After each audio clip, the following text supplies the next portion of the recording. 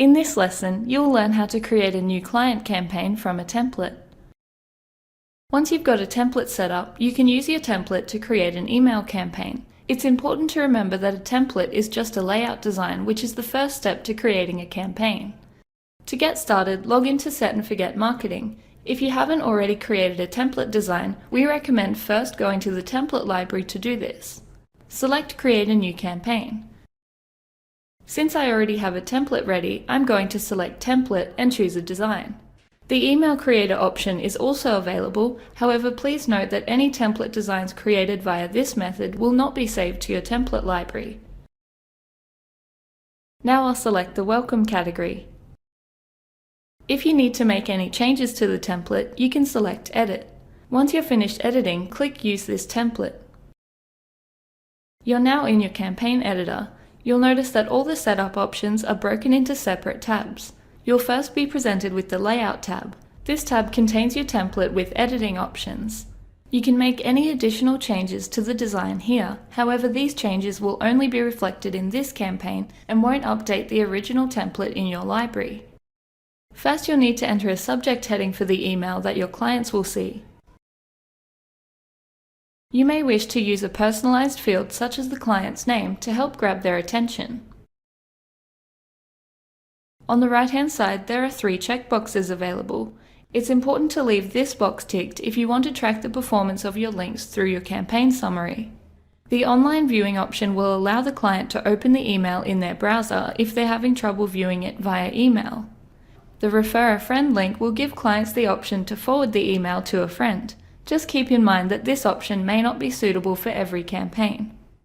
If you'd like to see a preview of the campaign, you can use these buttons to see what it will look like on a computer and on a mobile device.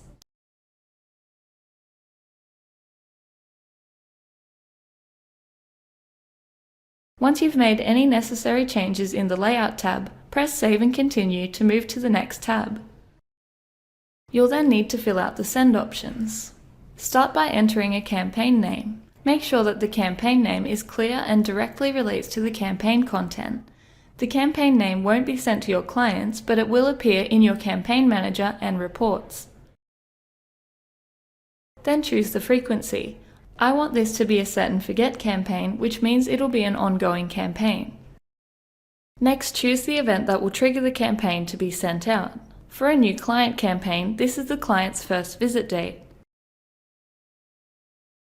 Next, choose whether it's an actual date or an anniversary. For a new client campaign, this is their actual first visit date. Next, choose when the campaign sends. You'll need to ensure that your client's email addresses are entered in their client cards prior to the email being sent. Because of this, we recommend selecting 3 days after their visit date. This ensures you have plenty of time to update their details. Then choose when the campaign will begin sending. You'll also be required to enter a finish date for the campaign. You may wish to choose a date that's far in the future to ensure this continues sending until you're ready to change the campaign. Then select the time the campaign will start sending each day. Leaving this option ticked will ensure that any duplicate clients in your system will not receive the email more than once. Confirm and edit your sent from and reply to details where required. Then press Save and Continue. In the Demographics tab, you can choose to restrict the clients who receive this campaign. As we can see here, it's currently going to be sent to all members, which means all clients. If you only want to send the campaign to a particular group of clients based on their demographics, you can add a scenario. For example, you may wish to send a promotion only targeted at female clients. To do this, you would click the Add Scenario button, then choose Core Demographics. Select Personal Details, select Gender, and tick Female. You'll see that the green box now says it will only be sent to female clients.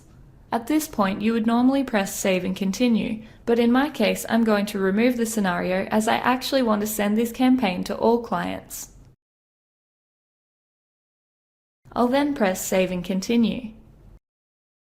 If you've offered a promotion in your campaign, you can create a promotion code to track your return on investment. Select the appropriate promotion code, or if this doesn't apply to you, simply press Save and Continue. If you don't already have a suitable promotion code, you can create a new one. To create a promotion code, first save your campaign. Then go to the Admin menu and select Promotion Codes.